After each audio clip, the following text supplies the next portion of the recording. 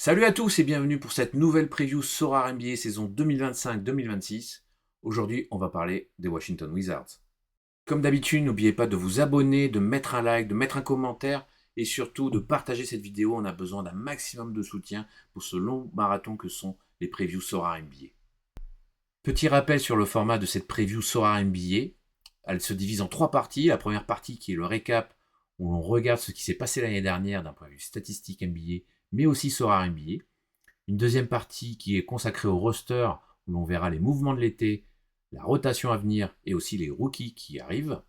Et enfin, la troisième et dernière partie, les choix, où on indique les joueurs qu'il faudrait avoir sur la saison prochaine, mais aussi les forces et faiblesses de l'effectif que l'on pourra utiliser sur cette nouvelle saison NBA 2025-2026.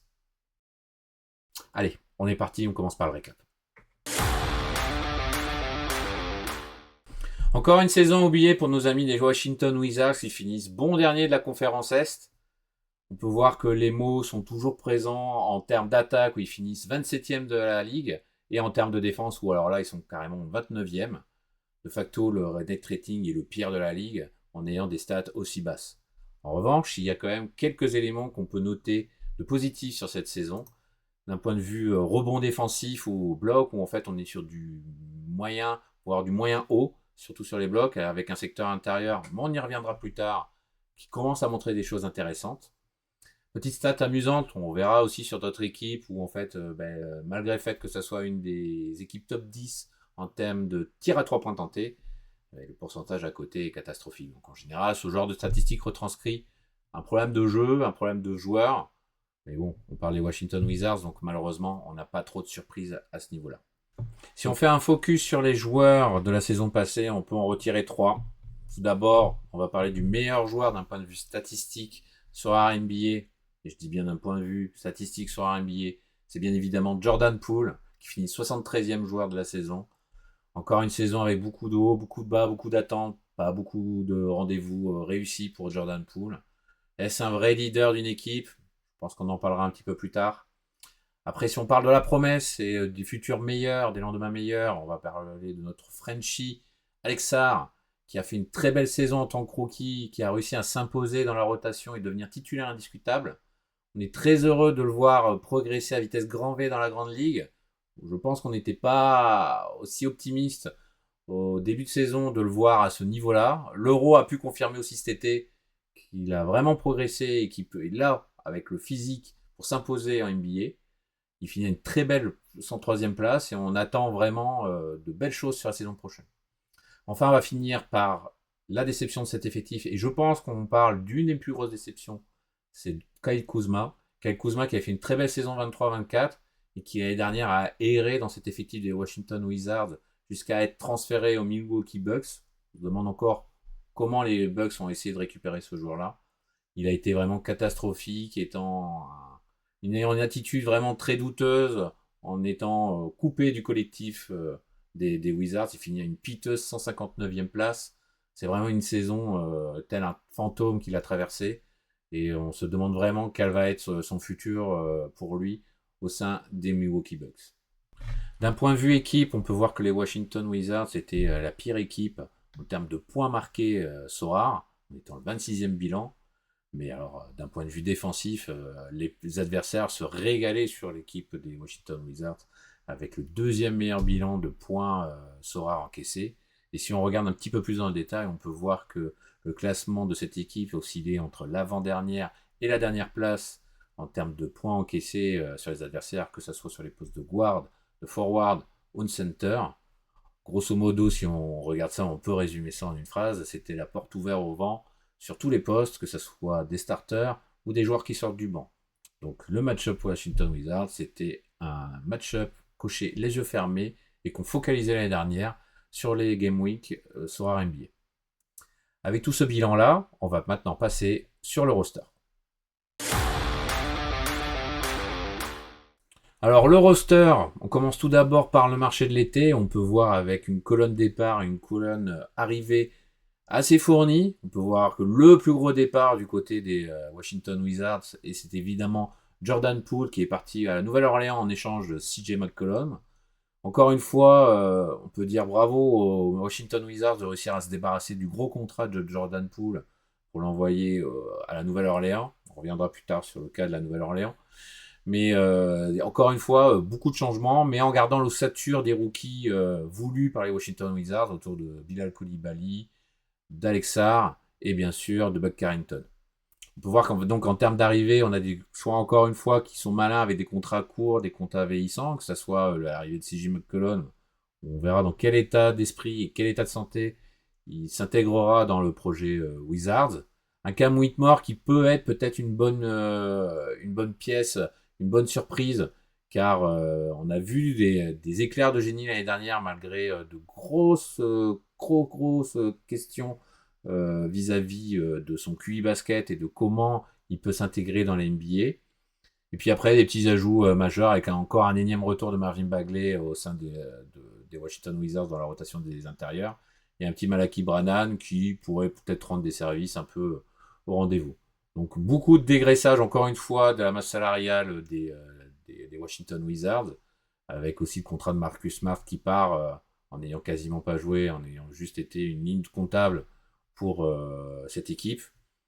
Donc ça semble encore une fois, depuis plusieurs années, on voit que les Washington Wizards arrivent à avoir des gros contrats et arrivent à le refourguer à à une autre franchise en arrivant à récupérer du mieux, que ce soit en termes qualitatifs et surtout en termes financiers, pour avoir de la marge dans le fonctionnement comptable de l'effectif. Du côté des rookies, on a Trey Johnson qui est un shooting guard, qui est le 6e choix de la dernière draft, qui sort de l'université de Texas.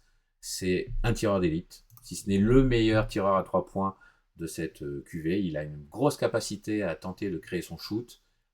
Tout ça est bien couplé avec un bon physique et une belle envergure qui lui permet quand même d'avoir une attitude correcte en défense.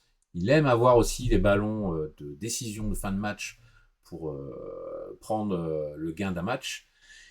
C'est un choix qui, au vu des statistiques qu'on a pu voir en début de vidéo, semble combler un trou énorme qu'avaient les Wizards la saison dernière avec un shoot à 3 points famélique, voire inexistant. Donc, comme c'est un rookie, il a aussi encore des choses à améliorer. Sa sélection de tir est quand même encore imparfaite. Il a un problème aussi avec le jeu d'attaque au panier, le jeu dans la peinture qui est inexistant pour son profil. Et il a aussi une capacité qui semble limitée aujourd'hui sur le playmaking, à faire de belles passes, à faire la création dans le jeu.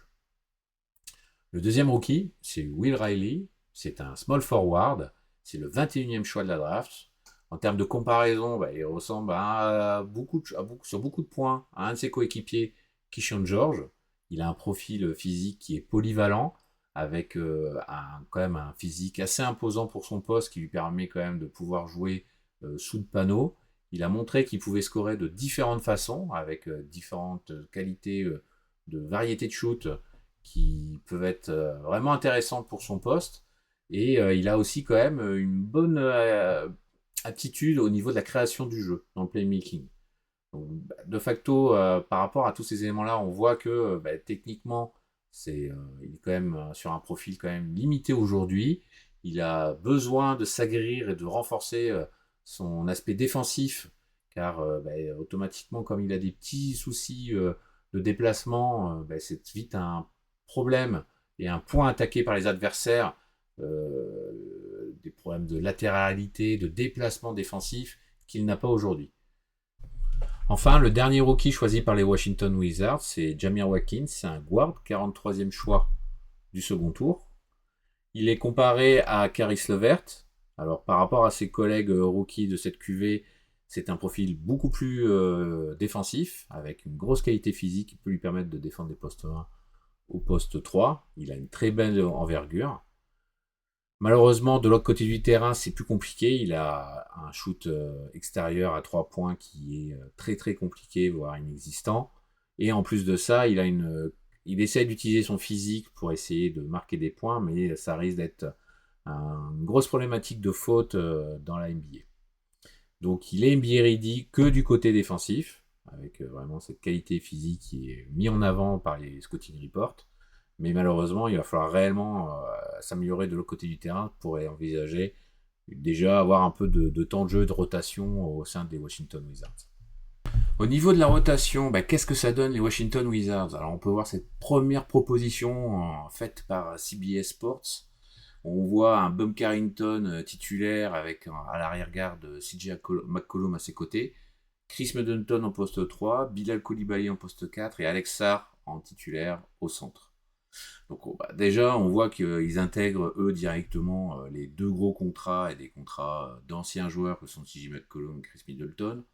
Mais bon, comme on en a parlé un peu avant, la santé des deux joueurs, on se pose vraiment beaucoup de questions et savoir aussi la motivation et comment ils vont être intégrés dans le projet Wizards.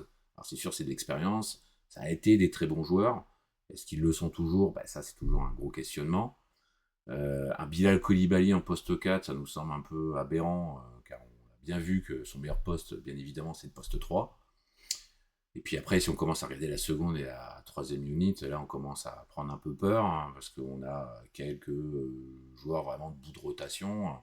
On a vu quand même un Justine Champagny qui a fait de belles choses, mais par parcimonie l'année dernière, avec le nombre de blessés énormes qu'ont eu les Wizards la saison dernière.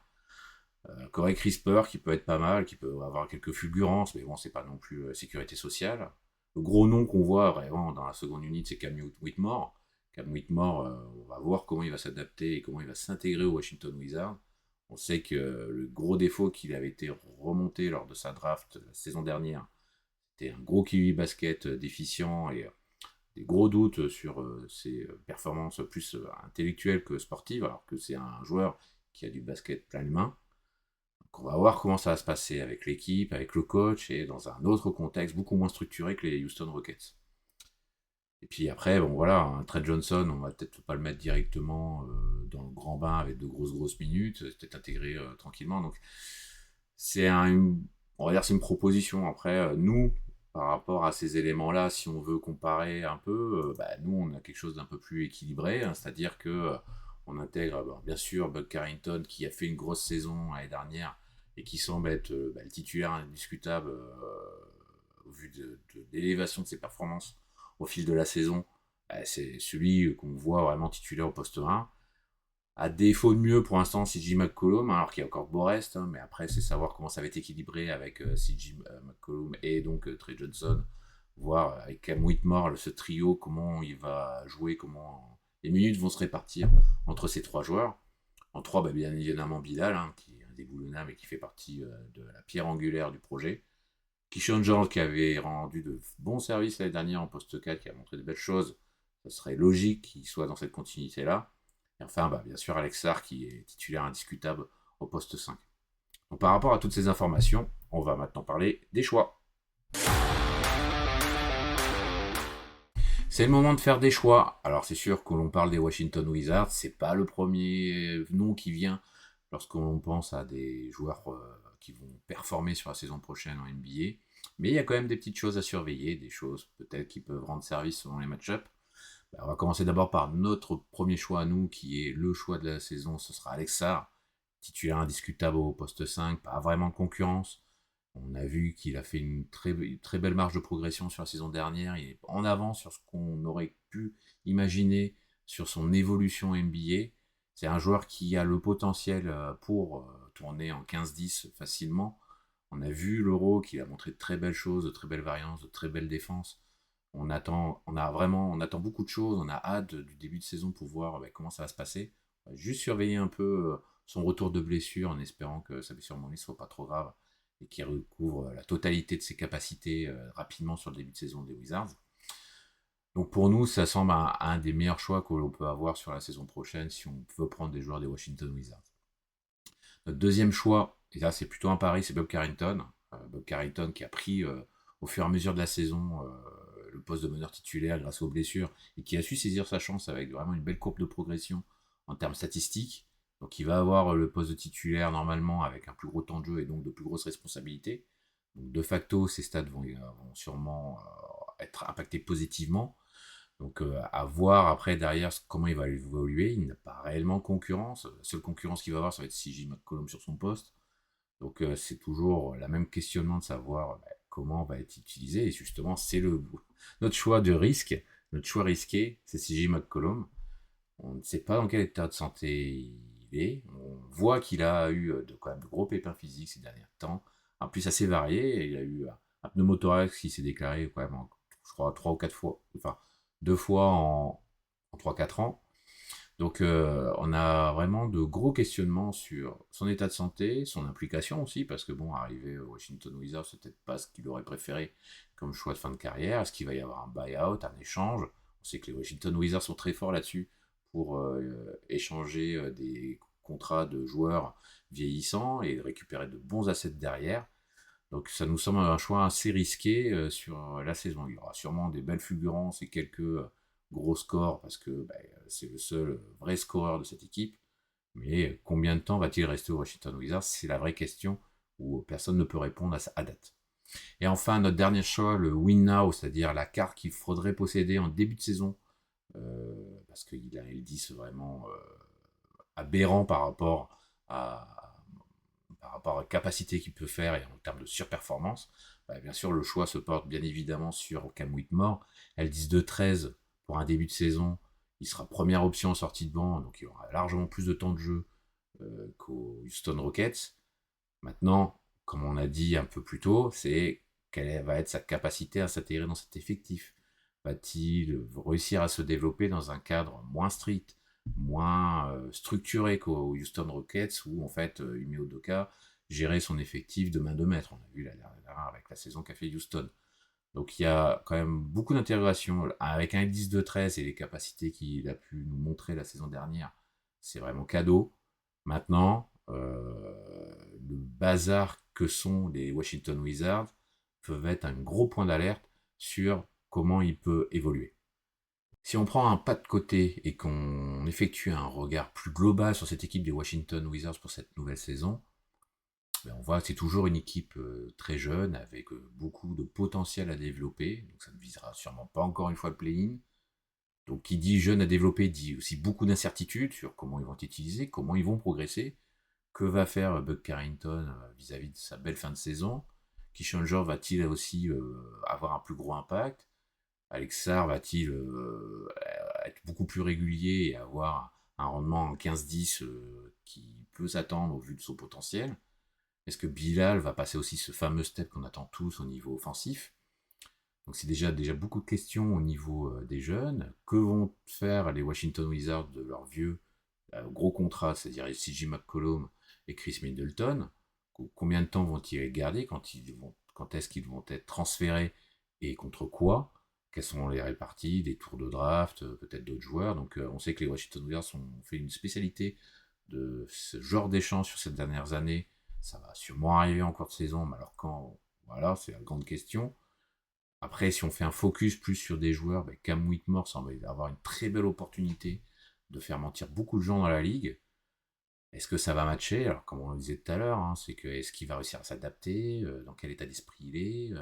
Est-ce qu'il va réussir à se fondre dans cette équipe des Washington Wizards qui est beaucoup moins structurée et beaucoup moins avancée dans son projet que celle des Houston Rockets la saison dernière? Donc il y a un danger, mais aussi une vraie opportunité pour lui de s'installer et de marquer la ligue.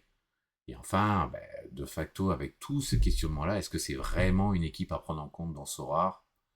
Ça, je vous laisse en juger, mais c'est vrai qu'il y a quand même beaucoup de doutes. Alors en revanche, si on se base pour une équipe avec un joueur qui va affronter les Washington Wizards sur sa Game Week, bien évidemment, les Washington Wizards fait partie du top list, du haut de la liste des équipes à viser, car il y a des manques encore cruels pour cette équipe où en fait les adversaires vont réellement continuer à scorer comme des gourets face à eux. Il y aura juste peut-être un petit point à surveiller, bien évidemment, c'est la défense de Bilal Koulibaly qui aura quand même des impacts sur le pourcentage et sur le rendement des joueurs qu'il défendra. Voilà, cette preview concernant les Washington Wizards est finie. On espère qu'elle vous a plu. N'hésitez pas donc à partager, mettre un pouce et à commenter. Envoyez-nous un maximum de force dans ce long marathon des previews Sorare NBA saison 2025-2026. On se retrouve demain pour un nouvel épisode. Allez, tchuss!